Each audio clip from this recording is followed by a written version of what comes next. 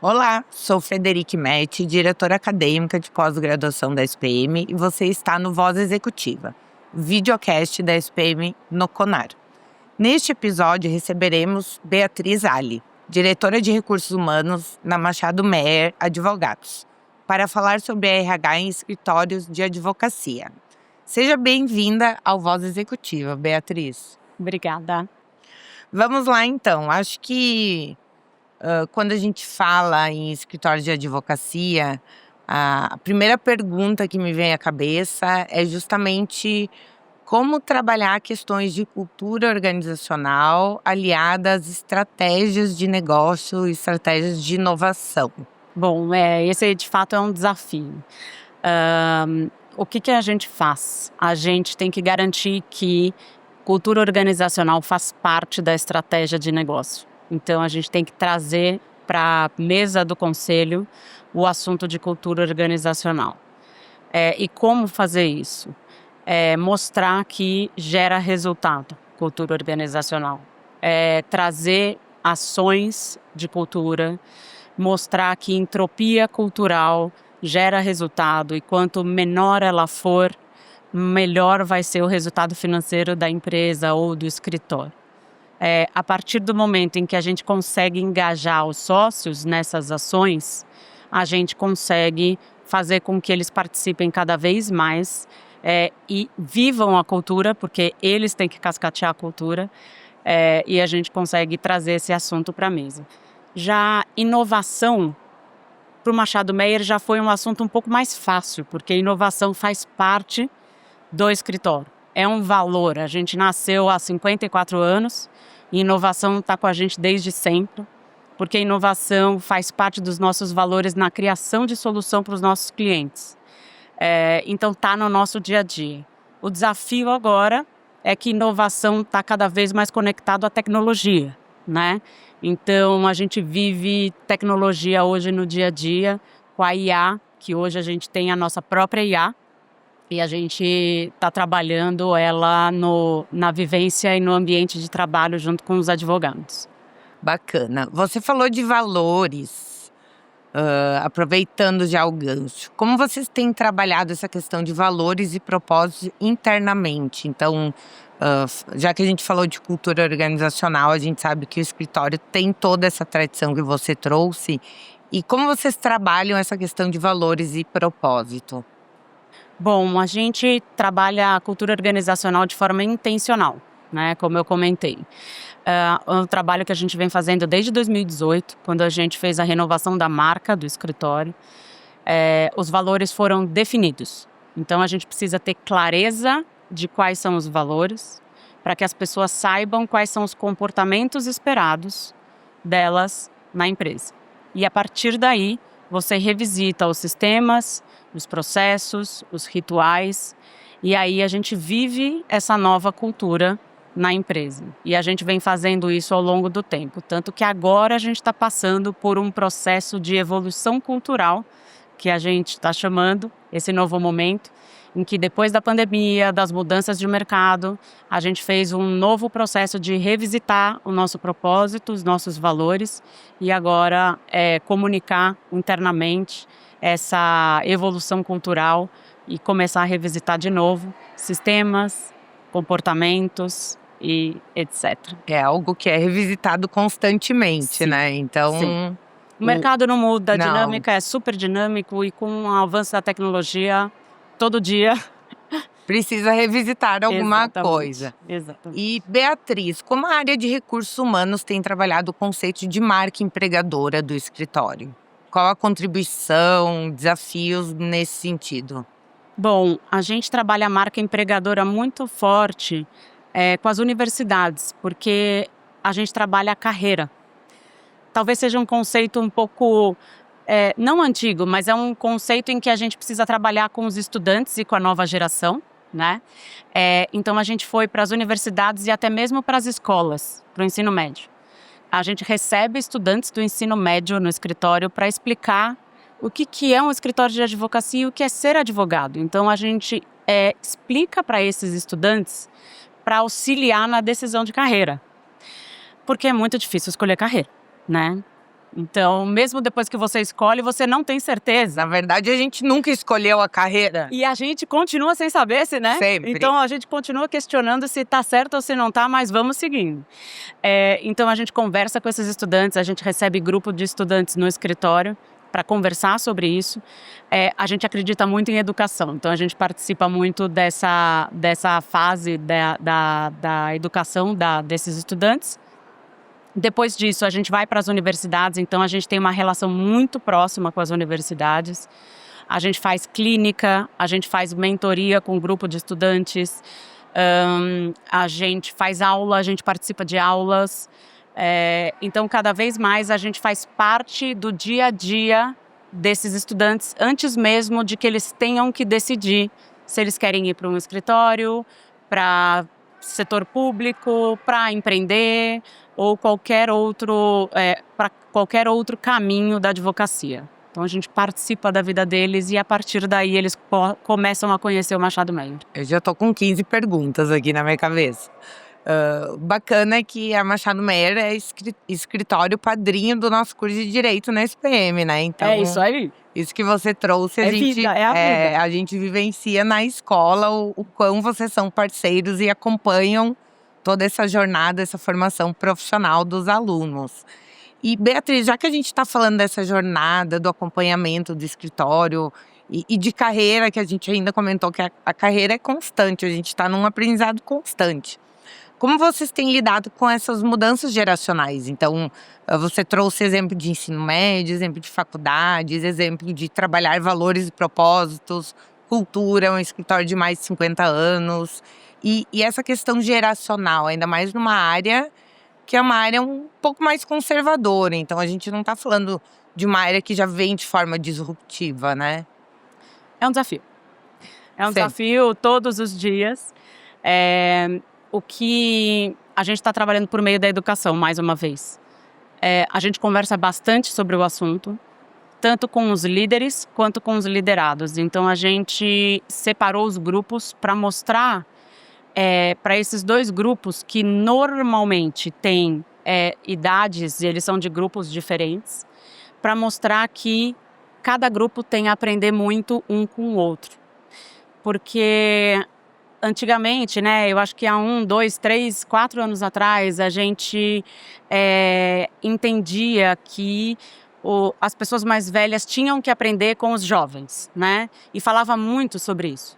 Mas a gente esquecia a outra parte de que os jovens têm que aprender. O oposto. Exatamente. Então, é uma troca. E a gente está trabalhando muito isso.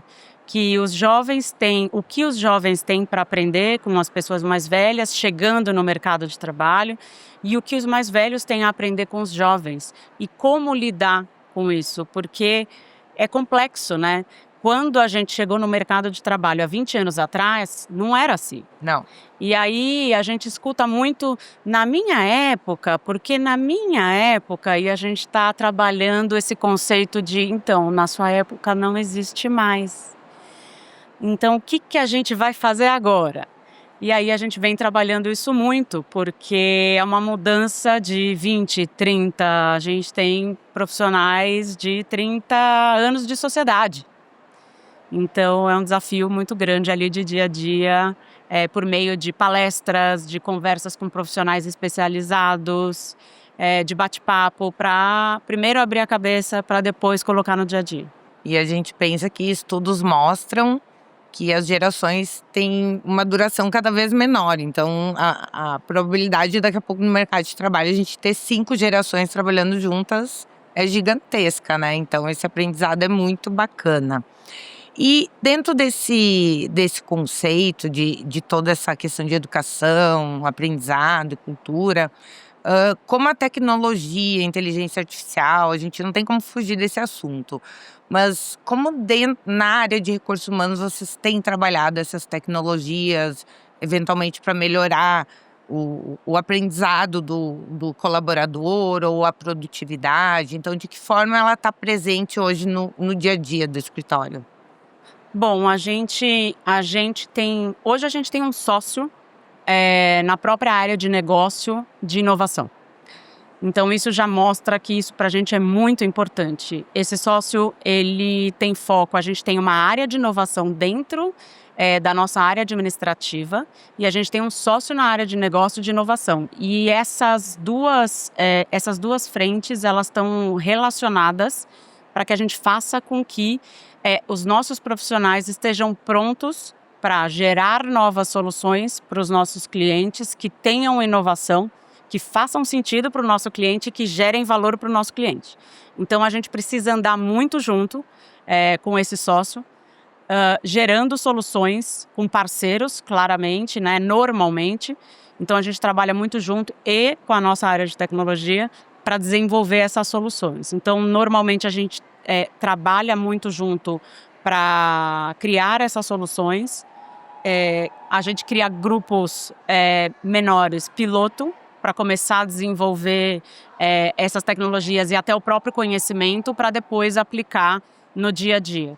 E aí a gente cria a estratégia de começar a expandir esse conhecimento por meio de cases. Então, aquele case funcionou, gerou uma economia de horas de tanto para o cliente e aquilo é por meio do resultado. E aí a gente vai, de pouco em pouco, convencendo um grupo maior em relação a certa tecnologia. A gente tem diferentes tecnologias para diferentes grupos, porque tem soluções diferentes para cada um dos clientes. E com certeza deve entrar esse aprendizado colaborativo entre Sim. as gerações que você trouxe antes, Sim. né? Sim. Foi um momento muito especial quando a gente estava no comitê de pessoas e um dos sócios, ele deve ter mais ou menos 20 anos de sociedade, ele estava saindo da sala e falou assim: vocês não falaram com o sócio de tecnologia? Eu passei 20 minutos gerando um prompt fantástico. Aí eu olhei aquilo e falei, finalmente, a gente chegou nele. E é um acadêmico. Esse era o objetivo. E aí eu fiquei muito feliz, fui contar para aquele sócio de tecnologia. Foi muito Que bom. bacana. E vamos falar um pouquinho de diversidade e inclusão.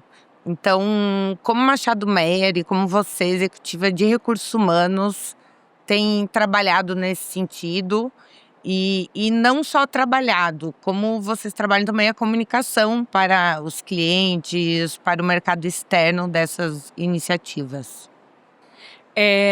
Nos últimos anos, a gente trabalhou muito forte para trazer essas pessoas, né? Porque é um mercado bastante carente de diversidade, por ser um mercado, como você comentou, mais conservador. Então, a gente trabalhou muito forte para trazer essas pessoas para o nosso mundo. E agora, a gente está trabalhando na inclusão dessas pessoas. É um desafio que eu entendo talvez um pouco maior, né?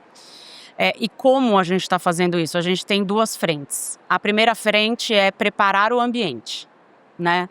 Desenvolver esse ambiente por meio de políticas para garantir que aquele ambiente ele tenha a segurança que essas pessoas precisam, treinamento, né? Para mostrar como que a gente tem que desenvolver esses comportamentos.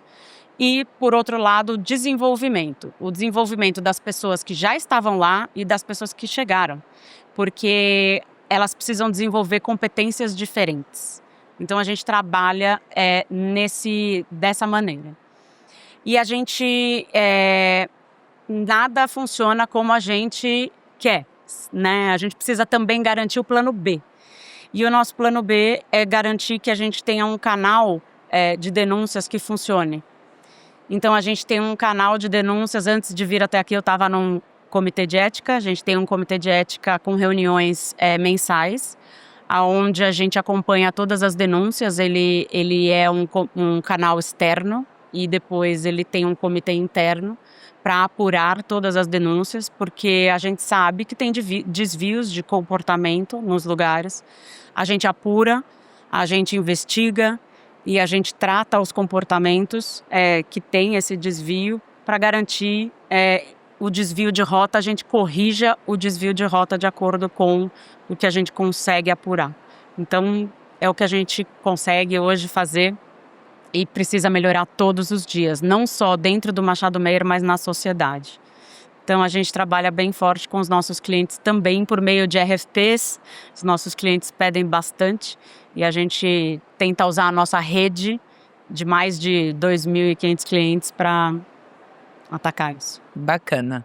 Virei mais fã ainda, Beatriz. Eu acho que O legal é que grande parte das iniciativas e ações que você trouxe trazem casos de educação. E o quanto a educação é importante na colaboração, no entendimento, no acompanhamento, no impacto social que vocês geram. E daqui para frente, o que você enxerga de desafios da sua área?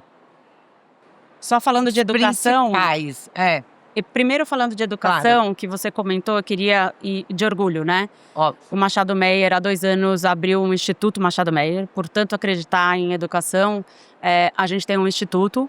E o instituto, ele daqui a pouco vai lançar o nosso programa o nosso próprio projeto de educação. E a gente também subsidia mais de 30 projetos de educação com ONGs parceiras. Então a gente tem muito orgulho disso. Só falando de educação aí. Com certeza. Só não, né? Só não. Que é o mais importante. Impacto social gigante. Eu acho que é a maior contribuição Exatamente. que a gente pode dar. Bom, desafios de gestão de pessoas. O desafio da área, eu acho que constantemente é manter os sócios, os executivos, os profissionais engajados nas ações de transformação, porque o negócio não para, o dia a dia ele exige muito, a pressão por resultado e performance é alta mesmo. Eu acho que não adianta a gente falar que não vai ter pressão, porque vai, né? Os clientes exigem cada vez mais, em tempos mais curtos.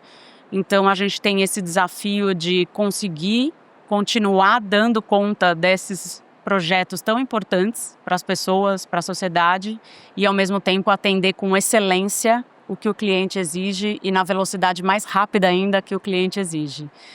Tempo. O dia só tem 24 horas e a gente tem que ter semana inteligência. só tem 7 dias. Exatamente. E a gente tem que ter inteligência emocional cada vez mais para conseguir gerenciar as prioridades do dia a dia. E isso a gente vem trabalhando bastante forte também com as nossas pessoas. Eu costumo dizer que a inteligência emocional é um dos principais skills que a gente precisa ter. E aproveitando que a gente falou de inteligência emocional, quais outros skills que você acredita que vão ser cada vez mais necessários dentro do mercado de trabalho? Então você falou muito, o desafio é que as pessoas consigam acompanhar as transformações, consigam entender esses novos processos. Inteligência emocional, o que mais essas novas gerações precisam trabalhar? Falando da nova geração, eu acho que leitura de cenário, leitura do contexto, adaptabilidade. Adaptabilidade é super importante, porque as mudanças elas são constantes e a gente precisa conseguir ler os cenários de forma mais rápida, porque ele vai mudar e continua mudando sempre. Escutativa. A gente perdeu ou a gente não sabe escutar mais, né? Eu acho que cada vez mais o ser humano está sozinho. Celular. A gente está preso dentro do celular e quando a gente conversa, a gente está pensando em outra coisa. E para a gente conseguir solucionar um problema, a gente precisa escutar, né? E eu acho que escutativa também é uma competência muito importante que a gente ignora muitas vezes porque a gente acha que a gente sabe escutar e a gente não sabe. Precisa investir tempo de qualidade. Excelente, Beatriz. Queria te agradecer muito por ter aceito o convite de estar aqui no nosso videocast. Tivemos uma aula, gostei muito do nosso papo. Obrigada. Eu também, super obrigada. É um prazer estar aqui com vocês.